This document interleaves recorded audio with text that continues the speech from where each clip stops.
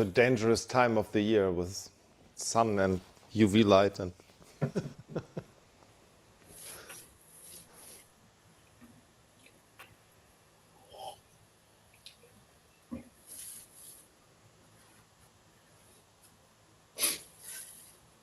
Coach, I don't remember now. Do we also record to cloud or do we just no, keep no, it? no, no, no. No, okay. No good. No. Well, It will the fade away. It will just.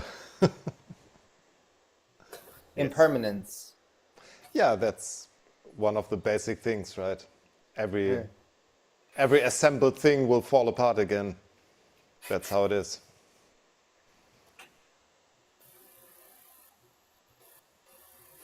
Looking at the number of people on screen today, I'm pretty sure half of the people missed the memo that it was the monthly this month. Yeah, they faded away a bit too early.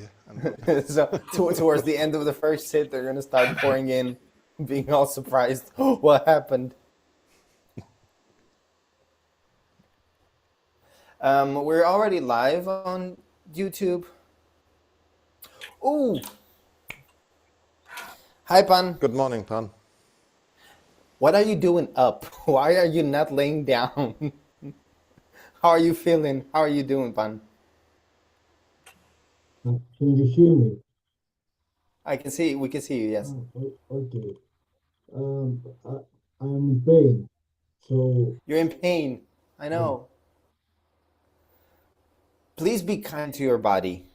If you need to lay down, lay down. You don't even need to like turn the camera off or anything. This is not the kind of place that will force I you. stay on the chair. I can't hear you. I, I,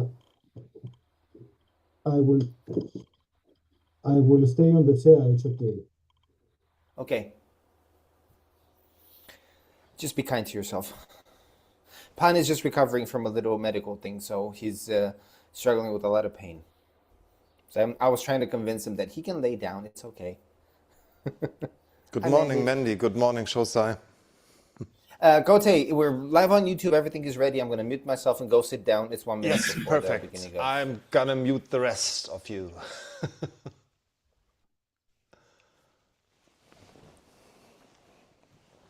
Good morning.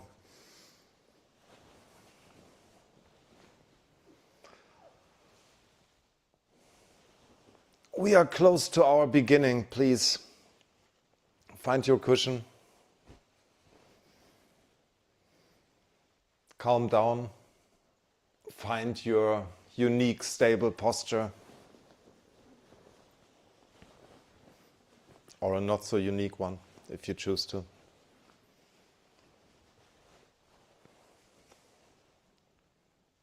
And I need to find the timer. There it is.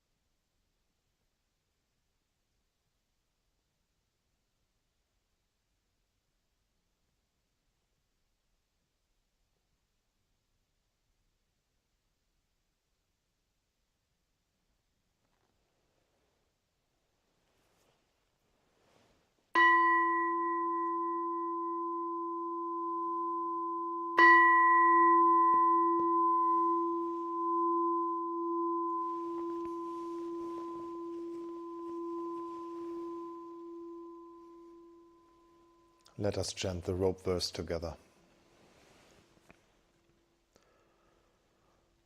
Dai sai geda buku muso fukuden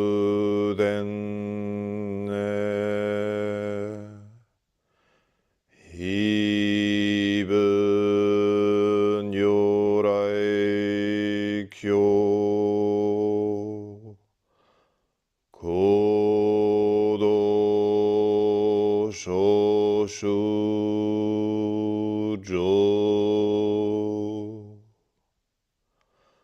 robe of liberation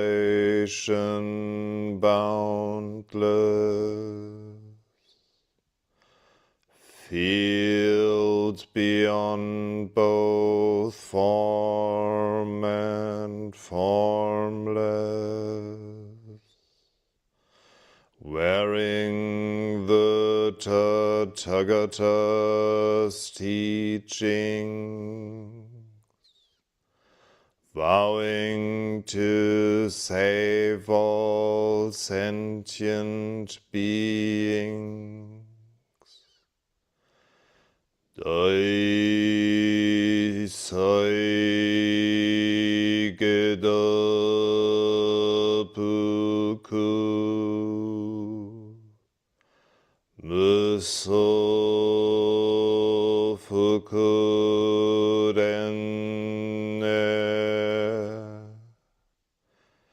hibun yorai kyo kodo shoshujo.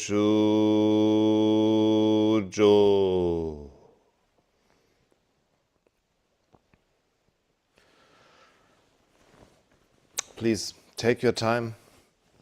Get up for a short round of Kinhin, please.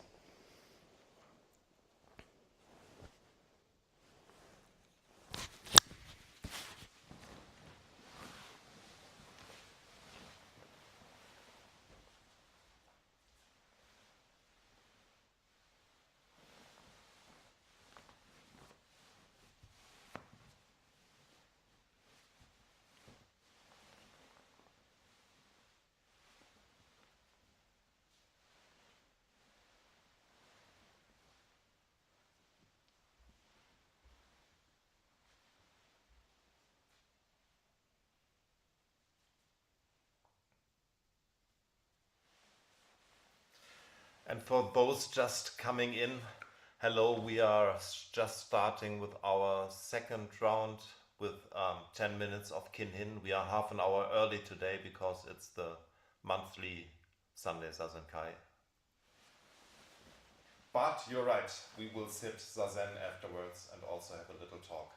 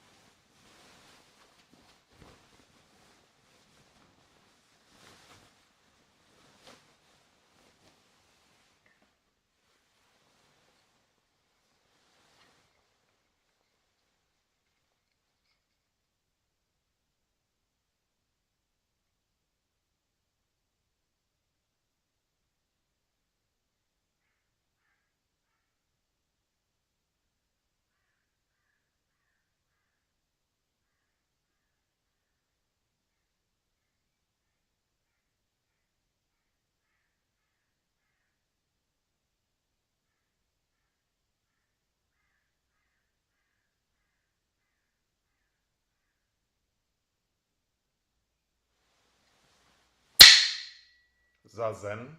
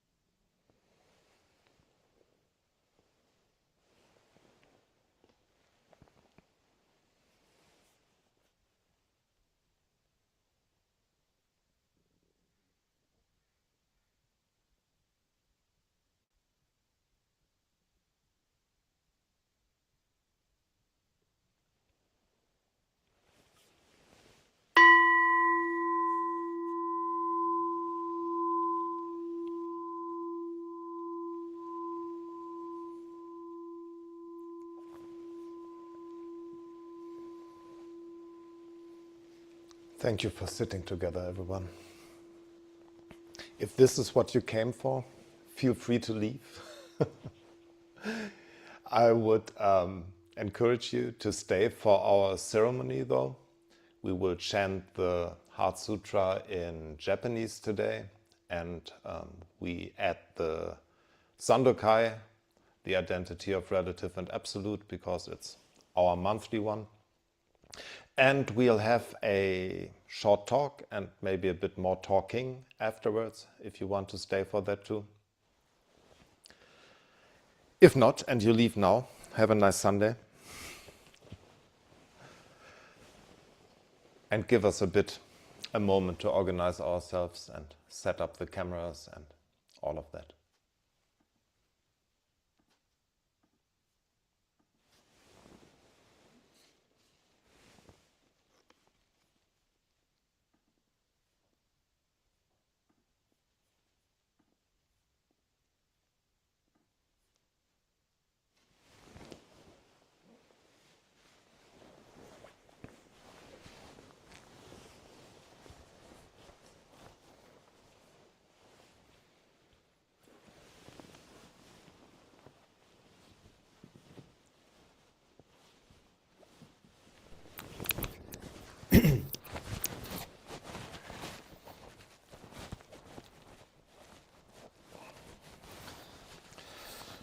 That starts just right. I'm already losing the kesa before I even start to move. Oh, it's going to be fun for you then.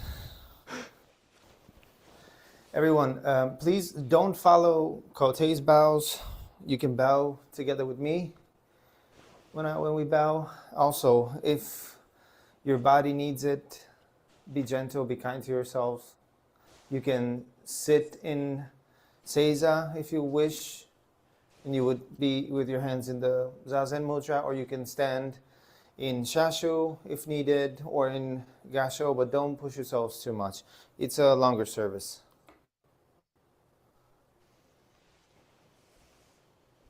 One second.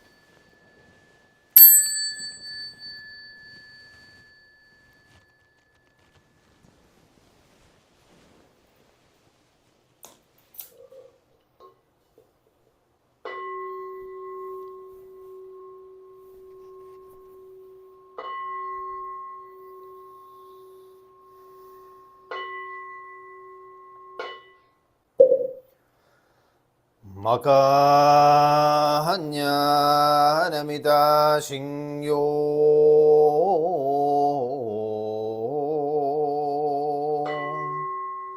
kanji zaibo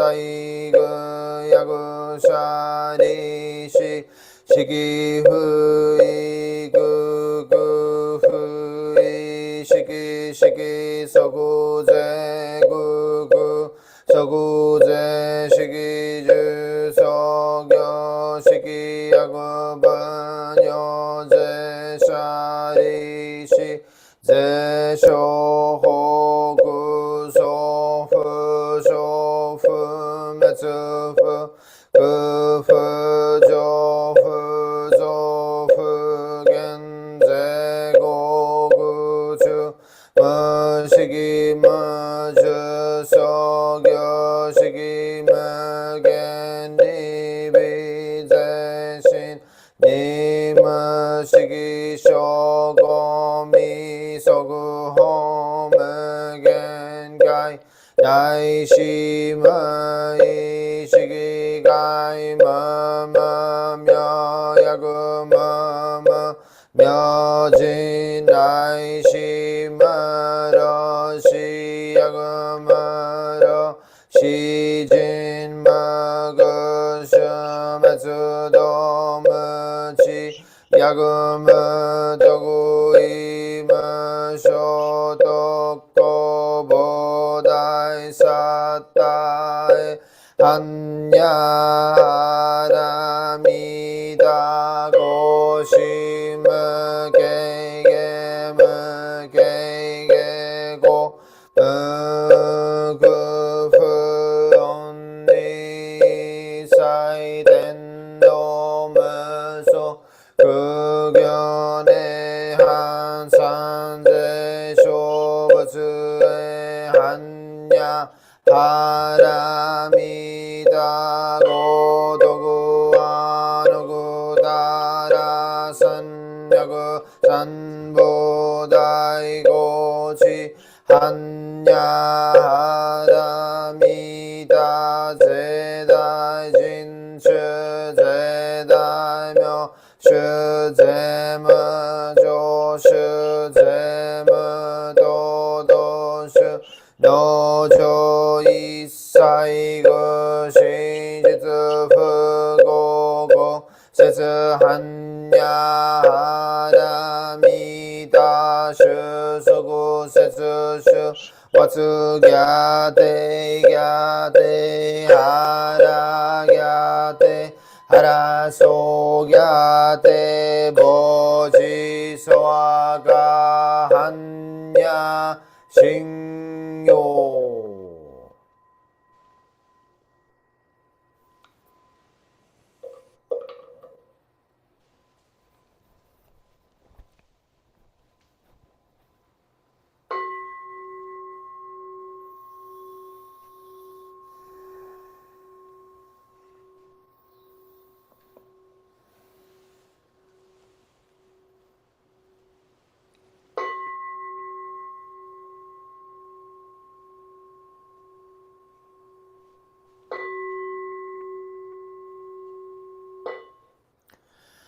The identity of relative and absolute.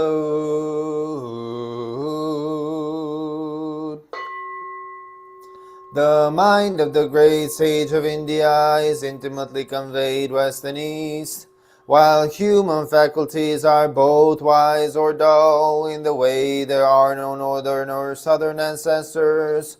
The subtle source shines clear in the light, the branching streams flow in the dark. To be attached to things is primordial illusion. To encounter the absolute is not yet enlightenment. All spheres, every sense and field intermingle even as they shine alone, interact and even as they merge, yet keeping their places in expressions of their own. Sights differ primarily in shape and character, and sounds in harsh or soothing tones. The dark makes all words one, the brightness distinguishes good and bad phrases. The four elements return to their true nature as a child turns to its mother. Fire is hot, water is wet, wind moves and the earth is dense. Eye and form, ear and sound, nose and smell, tongue can taste the sweet and sour, each independent of the other, like leaves that come from the same root. And though leaves and root must go back to the source, both root and leaves have their own uses. Light is also darkness, but do not think of it as darkness. Darkness is light, do not see it as light. Light and darkness are not one, not two, like the foot before and the foot behind in walking. Each thing has its own being, which is not different from its place and function. The relative fits the absolute as a box in its lid. The absolute meets the relative like two arrow points that touch in midair. Hearing this, simply perceive what is, make no criterion. If you do not see the way, you do not see it even as you walk upon it. Walking forward in the way, you draw no nearer, progress no farther. One who fails to see this truth is mountains and rivers away. Listen, those who would perceive this subtle matter, live well your time by night and day.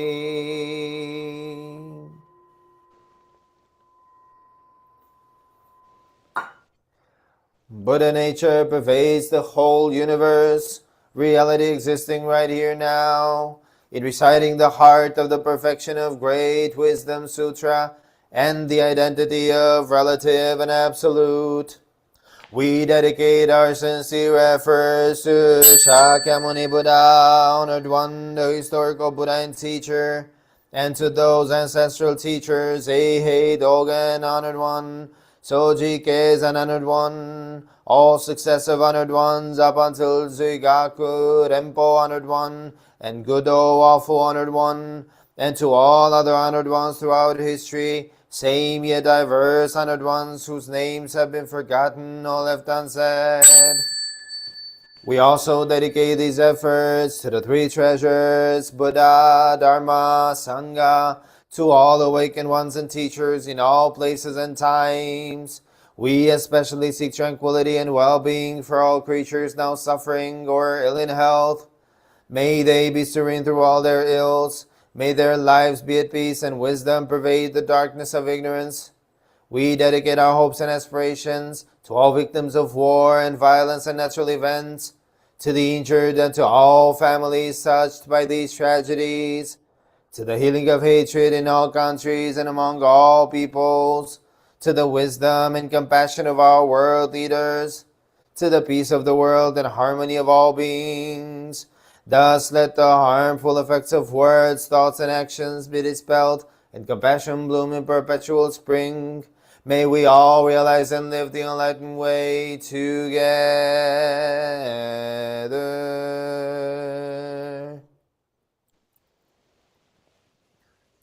All Buddhas throughout space and time. All Bodhisattvas, Mahasattvas, Mahaprajna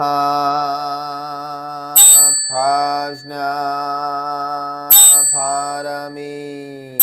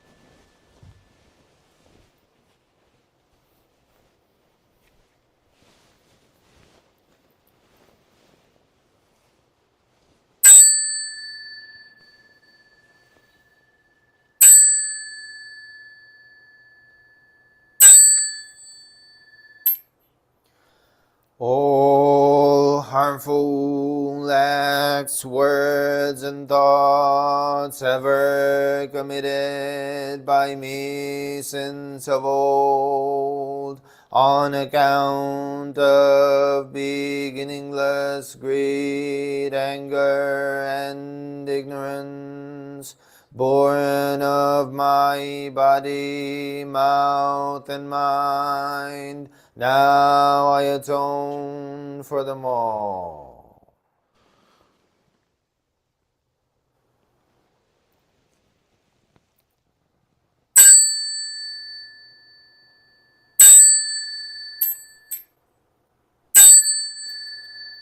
I vow to save all sentient beings, though beings numberless, to transform all delusions, though delusions inexhaustible, to perceive reality, though reality is boundless, to attain the enlightened way, a way non-attainable.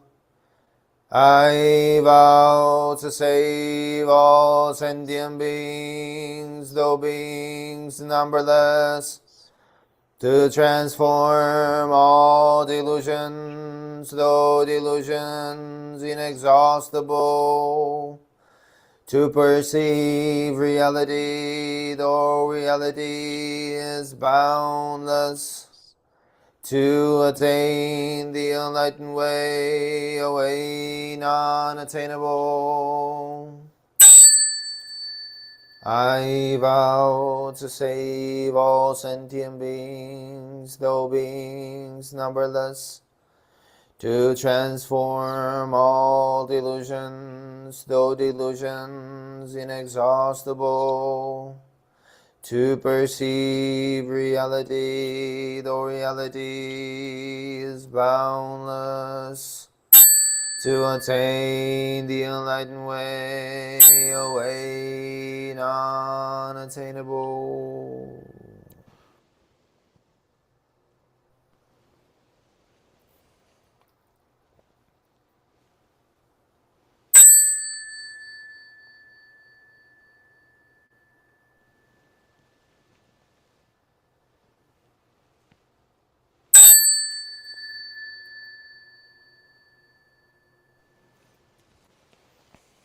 Thank you, everyone. Before, just take a seat, make yourselves comfortable. We'll have a little talk, and even more so a little talking, I hope. I have to open the door a little. Best anti-cough medicine after that much incense. Oh, I thought you were boiling in your robes. No, that's fine. It's temperatures are down over here. It's for a few days already. Remove spotlight. There it is. And change to the other camera so you can see me actually. Yeah, there we are.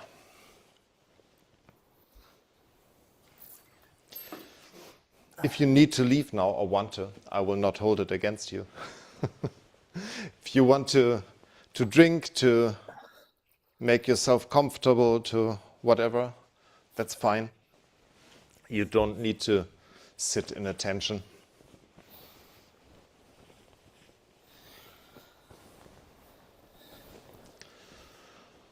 There we are. That was a short month since the last monthly we did. Was it? I think so. I feel like that. Yeah.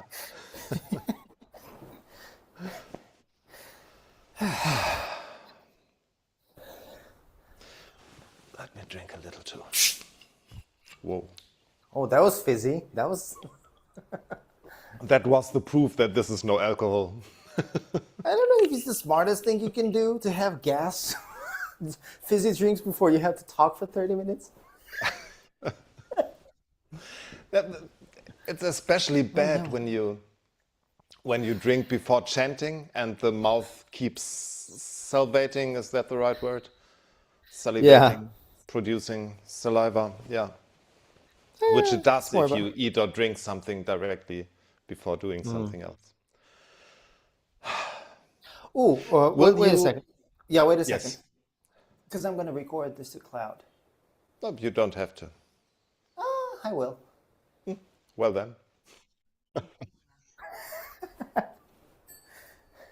It will start with your chanting, I guess. Let us open the sutras, please.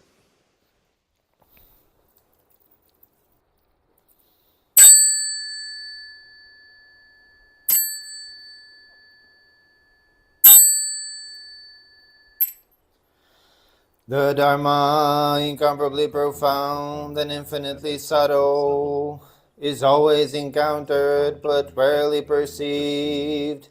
Now we see, hear, receive, and maintain this. May we all realize the Tathagata's true meaning. The Dharma, incomparably profound and infinitely subtle, is always encountered but rarely perceived. Now we see, hear, receive, and maintain this. May we all realize the Tathagata's true meaning. The Dharma, incomparably profound and infinitely subtle, is always encountered but rarely perceived. Now we see, hear, receive, and maintain this. May we all realize the Tathagata's true meaning.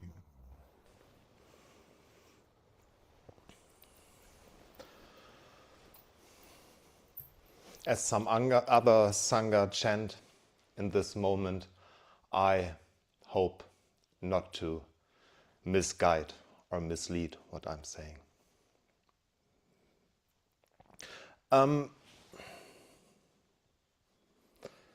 I want to talk about something we just did.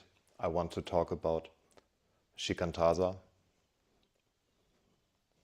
which I believe we are not doing often enough. And how I come to this idea is that I talked to a few new and a few not so new members in the past weeks, and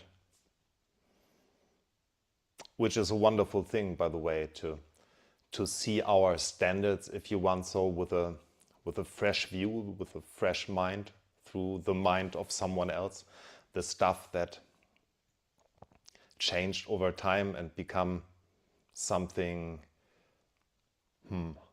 individual and not really what our school originally taught. So at least that's how I perceive it when I have to answer a question from someone about these most basic things. And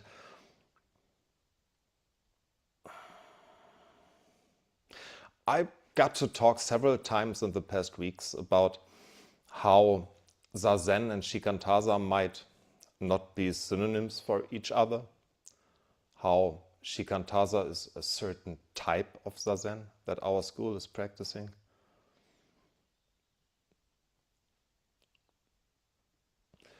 And I was, no, shocked is the wrong word. I wasn't shocked, but I didn't expect to see so many individual ideas and individual flavors of what one can make out of our Shikantaza, of the form it takes in the individual's mind, not only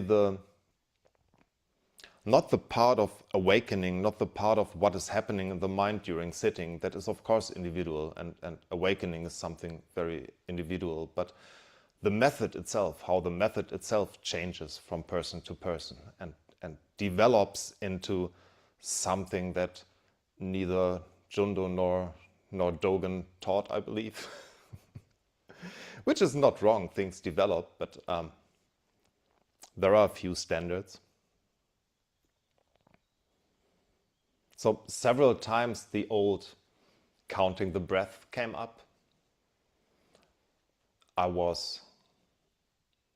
it is fascinating how many new people who came into the Sangha, how many new people that came from different schools, from different lineages, are actually counting the breath and doing that not just for 2 or 3 minutes in the beginning of sitting Zazen because they want to settle down or something, just that they do it the whole thing through.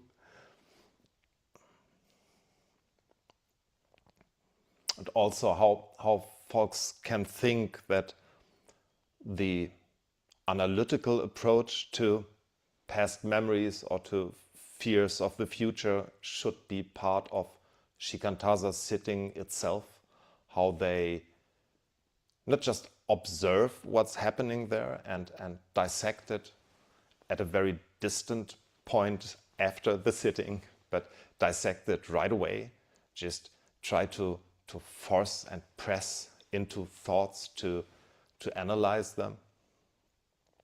And all of that is not precisely Shikantaza, something different.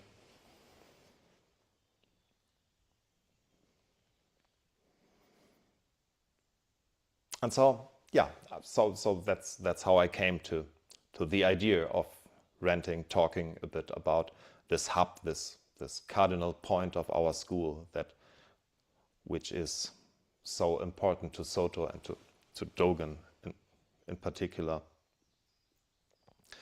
And thinking about what to say today, I felt myself more and more like Jundo. Like when Jundo is not stopping to repeating and pointing out the radical, all-encompassing equanimity, non-dual nature of Shikantaza, and half of the people who newly come in need to investigate for some hours what that means.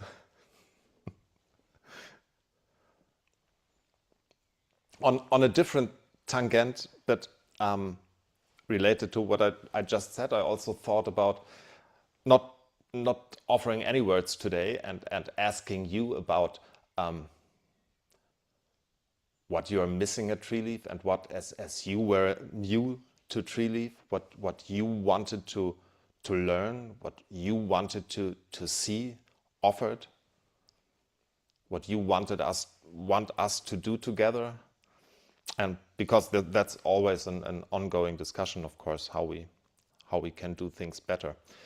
And that circled me back to Shikantaza and back to what I just said, because I'm pregnant for quite a time with the idea of doing Zen introduction classes, something like that for us, where we discuss the most basic mechanics of sitting, not the more complex teachings or something, just how do I behave in a Zazenkai, how do I sit, how do I control my posture, how do I find my individual posture, what is Shikantaza, and not in this thing where someone needs to ask a question on the forum, just a more relaxed circle of meeting with new or with old people, or maybe once a month, every other month. I don't know. So those two things go together for me, and this is something I would like to talk afterwards. And so Shikantaza for now. I will cite a few folks, I guess. I've recently read the introduction to Cultivating the Empty Field from Taigen Dan Leighton, and he writes about the Soto family wind and Dongshan's teaching style. And he wrote, "The awareness that nobody can experience the truth for another led to the characteristic Soto style of usually not giving explicit directions, leaving students to realize personally their own inmost nature.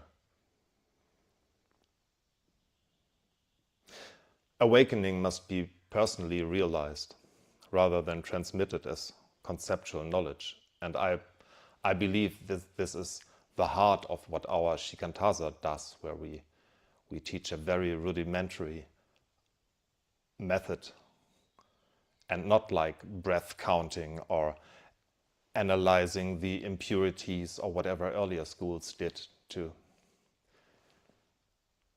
form and guide the mind. He illustrates it with sharing Dongshan's story, where he honored his teacher Jung Yan because he had never explained anything directly to him. And I've had a very similar thing with some people I practiced together who learned at the Anteji monastery originally, and they were all alike. They were all like, you show them how to physically sit, and you tell them to observe and not interfere with their thoughts, and that's it. They will sort out everything else by themselves. It's enough. It's probably, I don't know, it's quite a hard school, so we can use some fingers pointing to the moon, I guess. But the method stays the same for me. And I think that's still the same very central point to our whole school and to Jundo's teachings. And that is what Jundo so often calls the radical equanimity of Shikantaza, this just sitting there and observing what happens. And it's kind of the most radical thing I ever did. I think so. I hope to come to say why. Some teachers introduce people to Zazen with that focus, aids, counting the breath, placing attention on breathing, placing attention to certain parts of the body. Teachers like Suzuki Roshi, Katagiri Roshi taught introduction to Zazen that way. They didn't differentiate much Zazen from Shikantaza. And I guess their success shows that it works for some folks. But I think if I should place a finger on what Jundo and Nishijima and Basic Soto and myself have in common, it's that we don't do that. I know it's big people I'm talking against.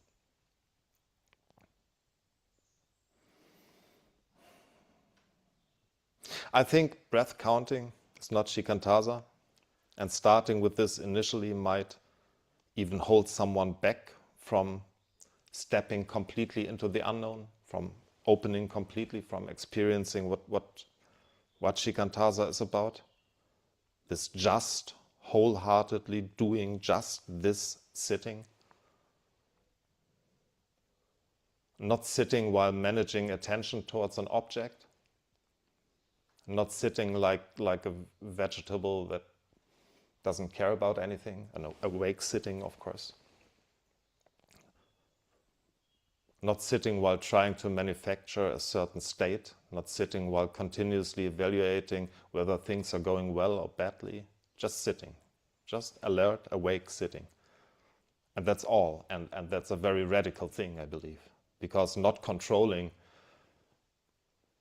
doesn't make any sense and is pretty counterintuitive to our I, ourself, our I that is responsible for constantly managing ourselves and our lives too. We would be dead otherwise. But very quickly those little things like counting the breath, losing the count, thinking about what was that thought I just had, they become quickly judgments. They quickly become this versus that. Silence is good, verbose thoughts are bad. Awareness of the presence is good. Mind of the past and future is bad. Calm is good, agitation is bad. Transcendence is good, ordinary mind is bad. Being conscious of sitting is good, getting lost in thoughts is bad. That's also not what Shikantaza is, right? We don't judge these things. We don't engage with them, we observe them, but we don't judge them.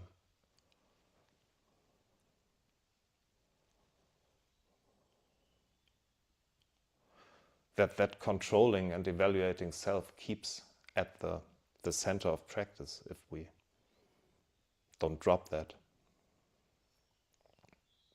Even the teachers like Katagiri, Roshi, and Suzuki who teach breath counting for beginners warn very much against keeping that up and relying on it. Master Dogen was very, very much against it, I believe. On the Soto Shu website, there was a little FAQ, things like, should I count my breath? And the answer they gave was Master Dogen's Dharma Hall Discourse, number 390 in the Eihei Koroku. And Master Dogen wrote there, or he said, and his scribe wrote, of course, first you should sit correctly with upright posture. Then regulate your breath and settle your mind. In the lesser vehicle, originally there were two gateways, which were counting breath and contemplating impurity. In the lesser vehicle, people used counting to regulate their breath. However, the Buddha ancestors engaging of the way always differed from the lesser vehicle. A Buddha ancestor said, even if you arouse the mind of a leprous wild fox, never practice the self-regulation of the two vehicles. I mean, it's quite clear.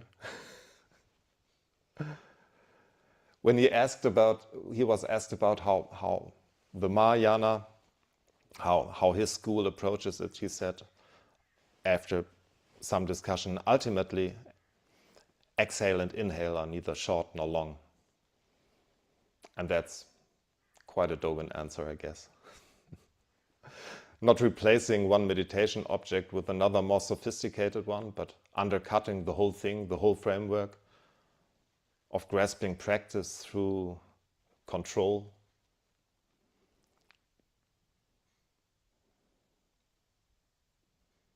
Coming back to this sparseness of instructions for what to do with your mind during Zazen, it even when you look at that Soto Shu instruction, what you should do with your mind, it's maybe 10%, 20% of what they write about how to sit Zazen, that they address actually the mind, and they only say, do not concentrate on any particular object or control your thought. When you maintain a proper posture and your breathing settles down, your mind will naturally become tranquil. When various thoughts arise in your mind, do not become caught up by them or struggle with them. Neither pursue nor try to escape from them. Just leave thoughts alone, allowing them to come up and go freely. Of course, that's what we teach, but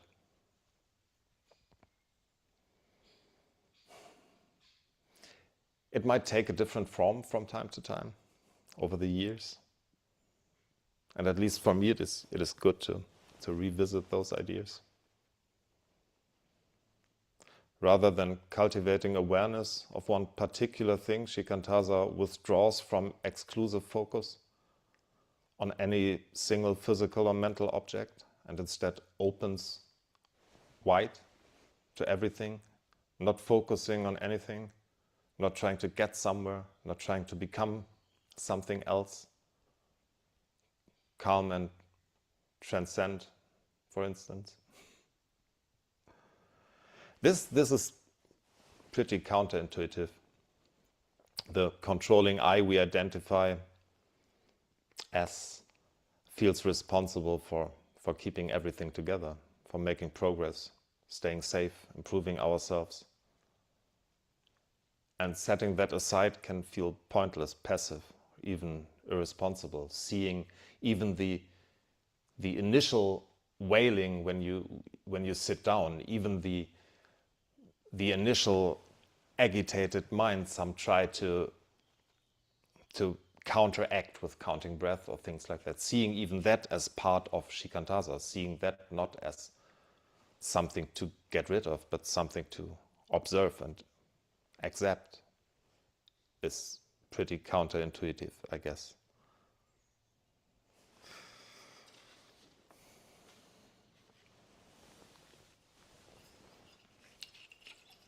Shikantaza actually the physical act of non-duality and non-self, I think.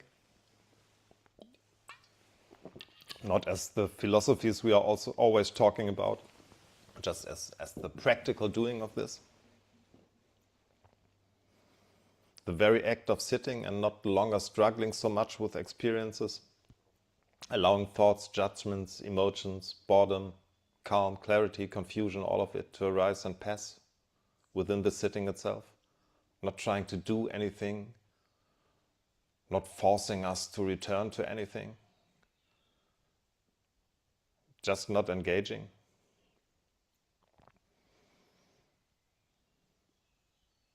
That's a profound experience for me, actually, to be able to do that. And a very bodily too, just this idea of body and mind not being two different things.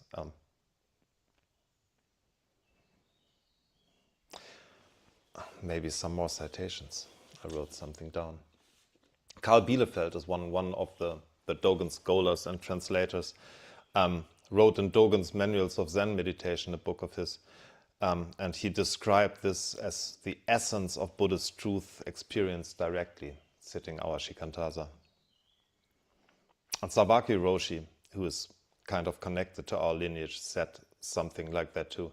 He said, the Buddha way is the faith that Zazen posture is Buddha.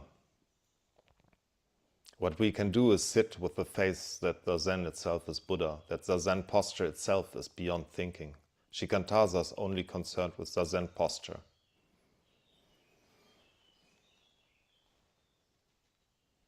Also hinting for not doing strange things with your mind. And I do not think that our lineage with Nishijima Roshi and Junno is very much different of that. Although Nishijima Roshi went maybe a bit far with his the posture of Zazen being the harmonizer of the autonomic and somatic nervous system. I think it does something like that, but he was, well, a child of the science of his time, I guess. But he had basically the same idea, I believe. I don't think practicing counting the breath is a really wrong thing.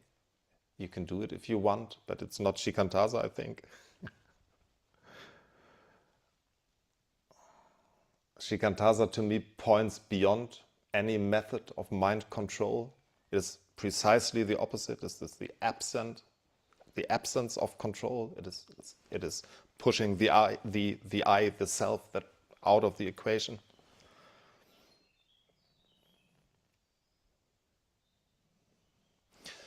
A friend of mine is a mathematician, and he once said to me that there are mathematical problems you cannot solve with intellectually thinking about them. There are mathematical problems you cannot dissect. He can only solve them by staring at them for extended periods of time.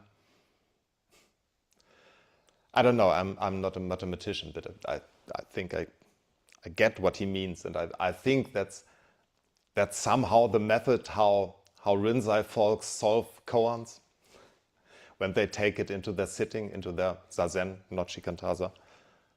That you stare long in, if you stare long enough at those contradictions that are in those stories, they can kind of dissolve without the intellect doing that.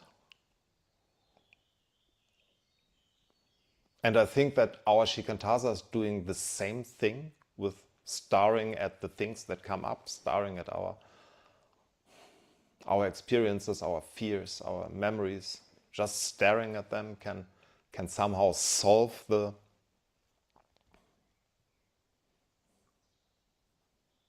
contradictions in everything.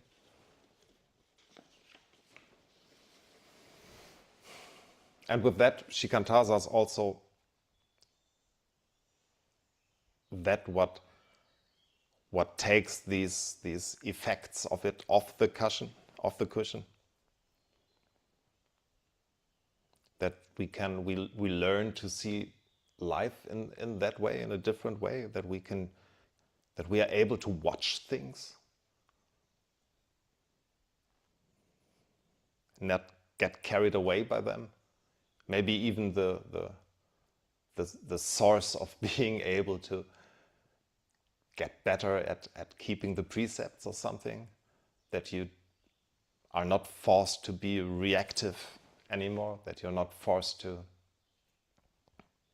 engage with everything that comes up, that you have this ability to start things and let them be before you do something, that you learn this single-minded activity, this attitude you take with you off the cushion, that you are able to just listen to another person, to just be one thing wholeheartedly, to just be tired, joyful, uncertain, to just accept that you are not functioning in this moment. Things like that. Not as a fixation, but just as being able to stand with this thing.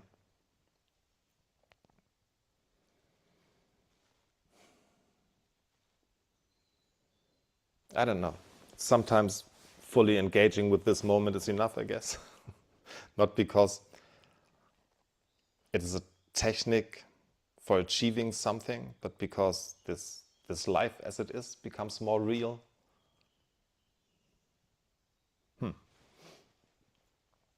So I talked a lot about Shikantaza, I guess, about something you all did and know how to do. But I think it's good from time to time to revisit the old standards. And yeah, I also think that one of the things I could add to Treeleaf, we could add to Treeleaf is being more available for a bidirectional introduction to folks to our old standards, to the mechanics of sitting and that.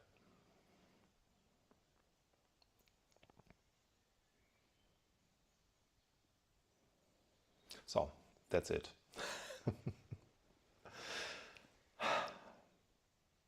I think we have a bit time left to talk about it.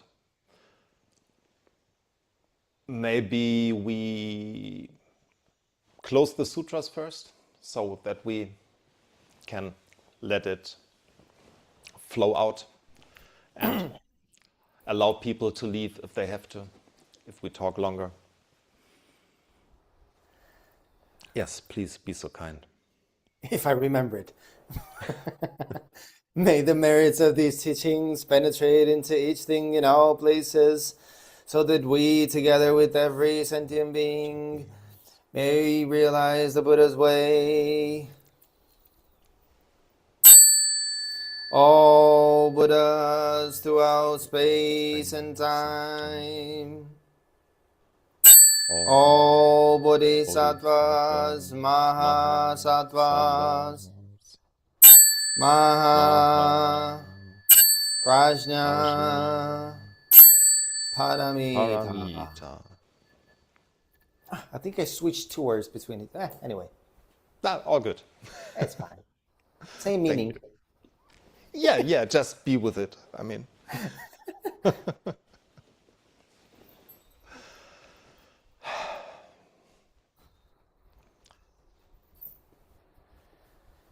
Please destroy me, contradict me. No. Say something. No, that was extremely interesting, because of course my early training was strict Theravadan training, and what I was doing was anapanasati, the mindfulness of breathing, and so I'm very, very familiar with that practice, as taught in the Theravada. My understanding was that even in that world, you do let go of it. There were sort of 2 schools, even in the group that I was with. One favored concentration, where you develop very, very strong concentration through mindfulness of breathing, and then deliberately let go of that and turn the mind to watching the arising and passing away of phenomena. And the other one, I suppose in English you could refer to it as kind of like, dry insight, raw insight, didn't bother to develop strong concentration. It just started by watching phenomena arising and passing away right away. And that actually these tended to suit different people temperamentally, and different instructions were given to different students based on their temperament. So because my mind was extremely imaginative and unruly, was kept on mindfulness of breathing for quite some time. And then, I found it wasn't necessary to use that as an anchor anymore. But it was still quite difficult transitioning from that practice to Zazen. I would say it took several years. So when you said, it could hold up your understanding of Shikantaza, I think you're right about that, because I think, if you get hold of concentration is quite easy to understand. We get that. We're told to concentrate at school. We put our mind on an object. We're told to keep returning it to it. That makes sense. It's kind of within samsara, that's what we do anyway. What we don't do is what Shikantaza asks us to do. So I think, the transition for me was quite interesting. And actually, what my teacher did, because he was cruel, was he gave me the job of introducing newcomers to Zazen. So I'd have to explain it each week, again and again and again. So that was my job. And in doing that, I was forced to constantly examine what it really was. And again, it was again the same lineage from Kodo Sawaki that I was learning in. So really, I think the main thing for me was switching from the breath as an anchor to just the posture as an anchor, if there was an anchor at all, and then kind of gradually. I don't know. It's almost kind of intangible when the whole idea of an anchor just goes away. but at some point it did. But so I actually think it's an excellent idea to have a group or a facility where, the precise instructions for Zazen are repeatedly gone over, because I think you can't hear it too many times. You really can't. It's so easy to sort of forget what we're doing. And I think, yes, as people come in, there are many different versions of this that they may have been taught. It's probably very useful to keep nailing down, no, this is how we do it. So Yeah, and also excellent. that there is this that people often come to practice because they want to calm their agitated mind, because they want some relief from all that. And I easily fall into techniques of achieving that, right? Of calming down, of whatever, and doing and counting the breath thing in the beginning of Zazen is doing that. I mean, it is calming down. It is counteracting this up and down that the mind does. But I believe it is in a way, it maybe enables you to start with something else. I can't say. Personally, it held me back. But I think it's not the thing that solves the cause of the agitated mind. It is just a pill you take to do something against the pain.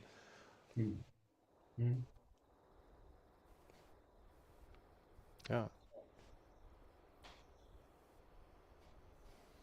And honestly, the thing that helped my mind calm down the most was really taking the precepts seriously in daily life. That was, although it's nothing to do with what I'm doing on the cushion, although it is, I think so. I think we learn to not be reactive on the cushion, which is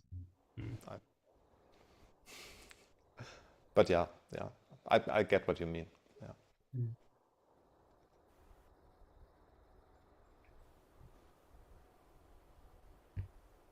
How did you folks feel as you joined Treeleaf? Would you have had a benefit from there being a group saying, "Hey, come here, we talk about the basic mechanics," or would you have liked to figure it out on yourself and not facing other folks out? Oh, I think a beginners group would be an excellent idea because we think we've all come from meditation. I'm with Mamuku. I did exactly the same thing. I've come from a Theravadan lineage and went through the whole breath counting through to the focusing at the tip of the nose, the whole thing. Until then, you just appreciate the arising and falling of phenomena. However, that is very counterintuitive to Shikantaza.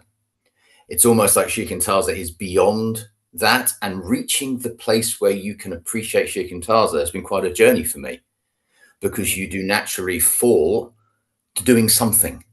We are programmed to do something, to fiddle, to touch, to think. That's what we do. And the idea of letting go of all of that needs help. It needs training. It is a practice. Just watching the mind do its nonsense feels so Yes, it ineffective, right? It feels like Yes. doing nothing. And we've got to get beyond the idea that it's doing nothing, because it is a very advanced form of practice. It's taken me a long time to get to the point now where I think I'm starting to appreciate it. And I've been a meditator for 40 years, and it's sort of since I've been involved with Treeleaf, it's really, really helped. But I think that, yes, an idea to have a beginners group or a practice group that is about the mechanics is a very useful thing. Maro, yes, please. Excuse me for the question, but I keep hearing it for quite some time now, and I am curious. Both Memoku and Mokuseki just said about the Theravada tradition, but I don't know which tradition you refer to, but I had a connection with Ajahn Sumedho, and the only thing I ever heard from him was very different from what you describe. So I get a bit confused on what exactly are you referring to when you say the training was don't do that, and do I make sense? Very much so, yes. There are different traditions in the Theravada.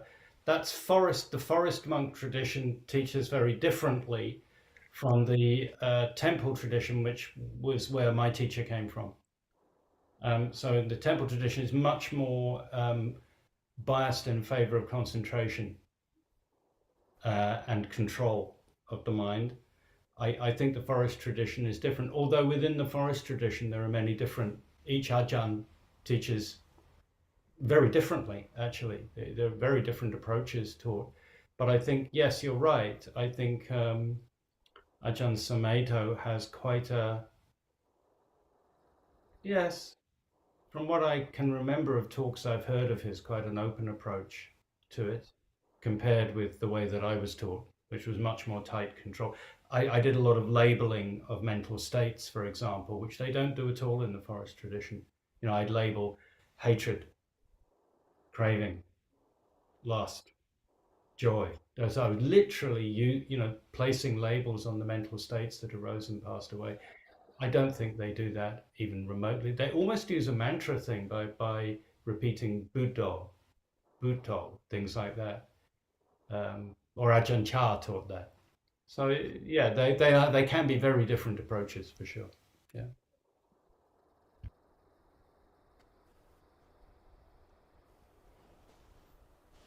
Okay, I'll give it a shot. Please. I was waiting for that. The one thing that to me is very interesting is that the idea of basics of mechanics seems simpler than it actually is. Because what Zazen instructions are we talking about from Master Dogen? The ones from Fukan Zazengi, the late version, where he kind of rewrote it or the earlier version where it was a little bit more complicated. Now, Jundo argues that the second version reflects more his understanding. I've heard other teachers, and I've seen other teachers from the Soto Zen lineage that accept and hold both. It's just that at a certain point, he rewrote some instructions for Zazen, and they were a little simpler. But they used the first version to explain some concepts from the second one. Regardless, what about the other instructions given for Zazen that he gave for the monks hall when they wake up in the morning, and he instructed them on how to counteract being tired or being agitated or other things. There's so many different instructions that are not contained within just the Fukan Zazengi as a simple text.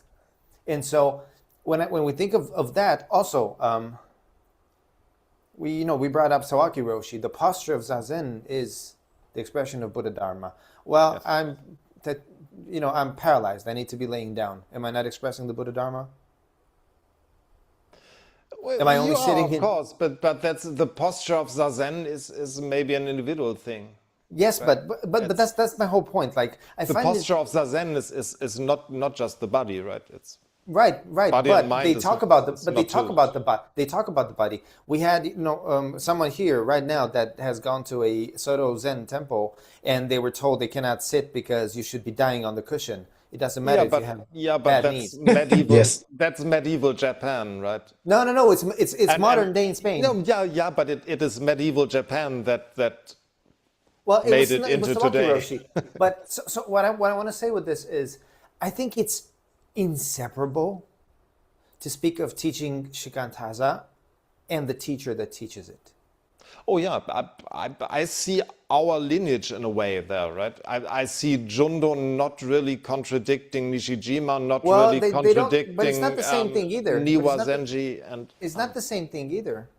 To me, when I hear it, like Nishijima Roshi was more about the physical side. He was asked once, "Can you sit Zazen in a chair?" And he was like, "I'm sorry, I can't help you." Like that's not the Zazen of Master Dogen. because he cannot talk about this experience because he never did it. So, but to me it's interesting because what Memmoku and Mokuseki and Mado were talking about also reflects the same thing. The Buddha's instructions for meditation were never detailed. People have taken something like Anapanasati or the awareness of breathing, and they've kind of turned it into a method. Like, Mokuseki was saying, you follow the breath at the tip of your nose, or you follow it through your body, and you find it in your different places, and you notice it. It's lovely, but that's none of it isn't the Buddha's instructions. The Buddha says when you sit and you establish mindfulness in front of you, you notice, that the breath is long or the breath is short, that, it's, and I find it interesting to compare and to see how that fits within our way of practicing, because Shikantaza comes from meditation that was practiced in China, and meditation practiced in China was based on Anapanasati. That's how it started.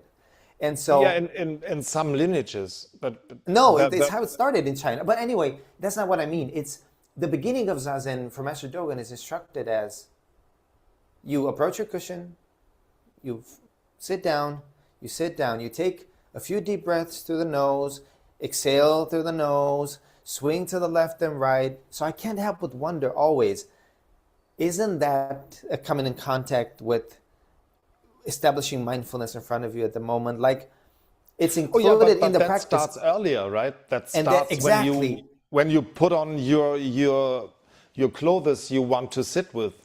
When you are exactly taking your mind and carry it towards the cushion. It doesn't start on the cushion, right? So I find it very interesting in that sense how much it depends on I mean, even you gave examples, Katagiri Roshi, what was the other? Suzuki Roshi and his instructions, like how easily someone can get super confused about what it is to be sitting. Yeah. I know a teacher here that we have a Soto Zen teacher here in Spain, and they talk about observing the observer and how the important thing about Shikantaza is the moment in between sleep and being awake when, the mind is in that state. And it's like, well, Yeah, no.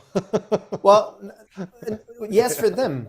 And so when I talk about yeah. Zazen, I believe it's not Shikantaza, it's some kind of Zazen. But yeah. I just find it very interesting to the you know, taking it and looking at it this way, but most of all not reinforcing any kind of rigidity in our minds when we examine this thing, right? Like not thinking that our way is the way or the way of that teacher is only the way. It's like, Oh yeah, but somewhere you need to, right? You need you need to draw a line. you need to do something. And not everything. I like your question though, and I wish people here, I wish all of you here really did contribute to answering that question. Do you find that you found the needed instructions, the needed guidance for how to practice, that it's very clear within our tradition and lineage and within our house? The family wind. Yes. Are we blowing wind on you? Hopefully the right type. I mean, Come on.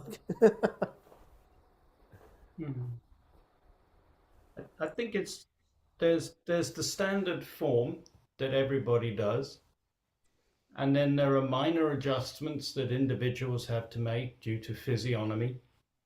You know, that's reality. You know, I mean, the basic idea is we're upright. You know, we're not getting into some sort of, you know, awful bent, crooked posture that's going to be very painful unnecessarily. I mean, I think individual kind of the opportunity to discuss it regularly, you know, with people who've done it a long time and with other people who are beginners, and just sort of, you know, understand, you know, that everybody has difficulties with this one way or another. And I think also another thing that happens over time is that someone like the Buddha or any teacher is going to talk slightly differently to each student they talk to, because they're a different person that they're talking to. And then over time, all those instructions get written down and recorded, and then somehow turned into everybody has to do all of this in order to be doing it right. And of course, that can be a real problem as well, you know, and you get that often. And when you look at the sutras, it's like it begins to look quite mind-bendingly complicated. And so I think one of the good things about this particular lineage, it does keep bringing it back to something simple, but then getting stuck on, like, if you can't sit in the full lotus position, then you can't do Zazen. Well, that's going too far, isn't it? I mean, that's just gonna, if you haven't got legs, can you not do Zazen then? You know, so I mean, it Apparently not. well, you know, I mean, that doesn't quite make sense, does it? So, but I think you have this kind of instruction as a kind of ideal, and maybe that's a very bad word. It's a kind of standard for it. I don't, maybe I'm getting into dangerous territory there, ideals and standards. I think I'm going to exit on that. You got to go. Kotishka, I hope I didn't butcher your name. You're raising your hand. Please Say speak. Carlos. Hi. I'm going to turn my video on as well. Hi. Yes, I would just like to comment. The beginners group sounds amazing. I think Beyond knows very well. I've asked many questions about posture, when to bow, what am I doing, balance. Also, I'm surprised there's so many Theravadians here. I also practiced in the Theravada tradition for a few years, the Thai forest tradition, and following what Mara said, actually, yeah, Ajahn Sumedho, when I started with Zen, I was like, wait, he taught something very similar to this, like, but Papancha, for example, conceptual proliferation, drop that, just sit, he sometimes would say that, just sit. I'll be like, oh, but okay. And maybe I'm going a bit too far, but also about this guidance is I also struggle sometimes with, maybe it goes with the basics. I wanted to ask, because Shikantaza is tied to aspiring to be a bodhisattva. And I don't know, maybe in the form they've answered this already, but this is something I struggle a lot, because in the Theravada tradition, I was explained that you should aim to be an arhat. And if you ever talked about the bodhisattva path, they would say, ooh, that's really dangerous because, you're a lucky guy that's in a good life that you can practice and have internet. Imagine being reborn as a boy sold to the cartel. Imagine being reborn in some war-torn country. You should be careful with these vows. And it's something that still lingers in my head. And I think, can someone practice shikantaza without aspiring to be bodhisattva, or does that automatically cut me off, or am I still in this path? I'll just leave it there now. But yeah, it's a good idea. Thank you. Yeah, but when I talk about practicing shikantaza, I'm mostly referring to the seated practice on the cushion, although you can of course extend it into life. But aspiring to become something for me happens outside of this seated practice in a way. So yeah, I mean, the whole Lotus Sutra, Bjorn and the folks are discussing now, is, if you want, so the attempt to bring this together, right? The attempt of bringing the ideas of this ideal of arhatship and practicing for in that traditional older way, and merging that with the Mahayana ideal of the Bodhisattva. I think the whole Lotus Sutra is discussing that. Also, Yeah. sorry. Also, Carlos, I think you should really, really drop that particular point of view, and let me just tell you really quickly why.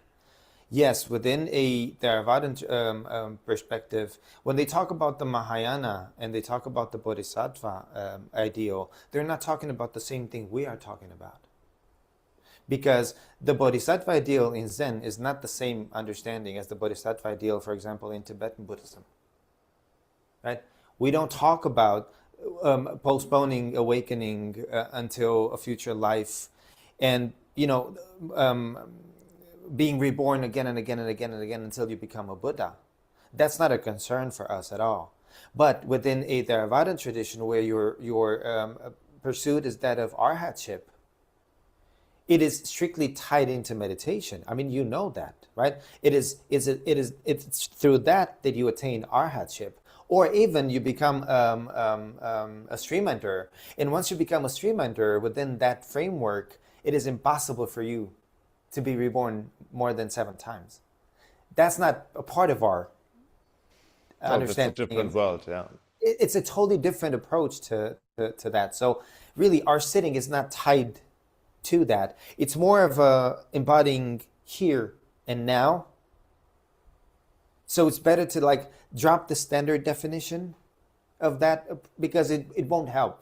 Because it really doesn't match. I've come across that before, and with a teacher saying, well, you have to be really, really careful with how you practice meditation, because you might become a stream enter, and in that case you cannot continue to be a bodhisattva. But for someone like most Western Zen practitioners that don't believe in rebirth at all, that has no meaning whatsoever. My first teacher, although he was Theravadan, he put it very simply. He said, well, there are what he called direct path people and complete path people.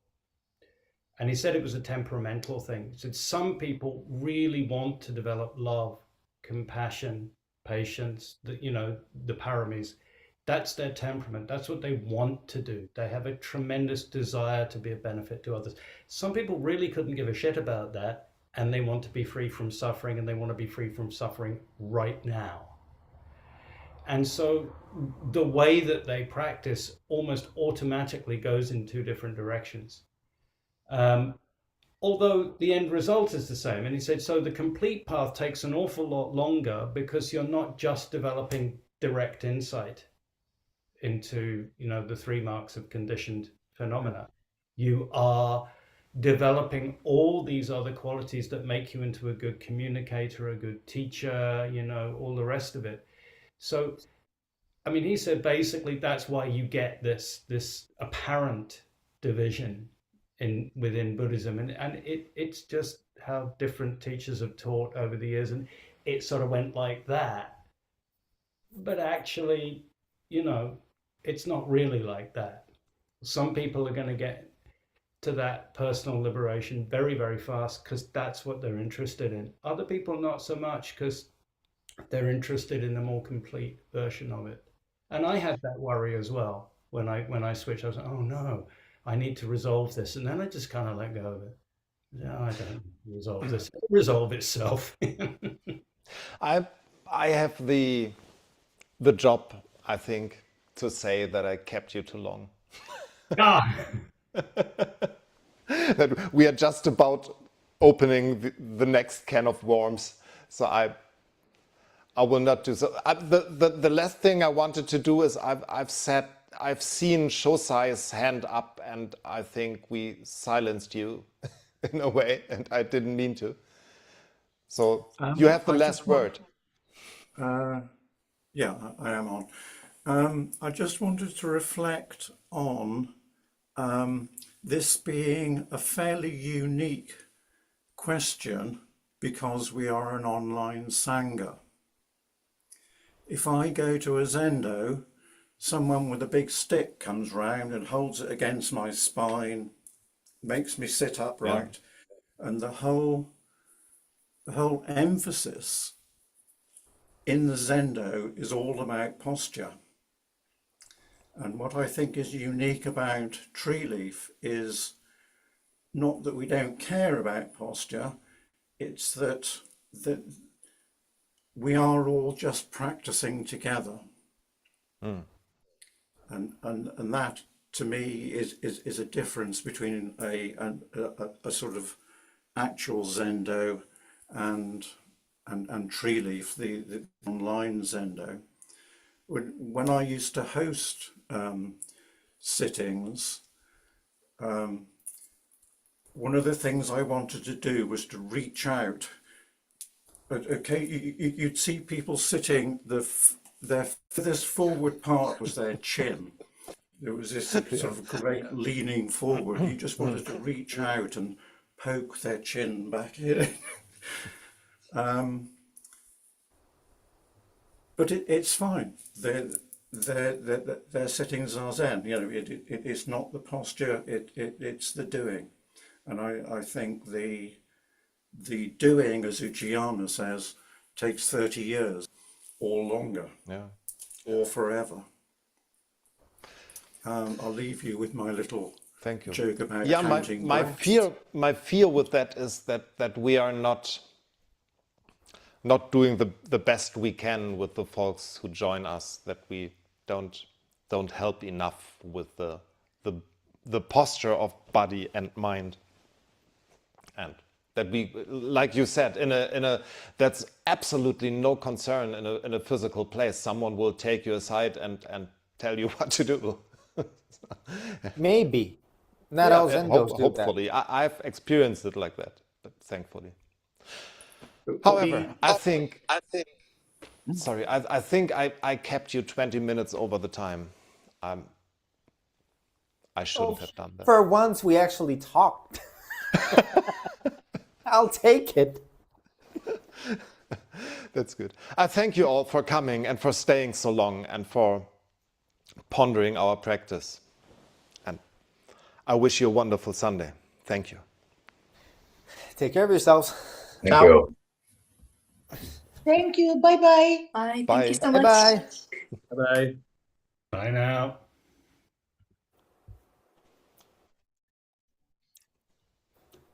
I got another button to push.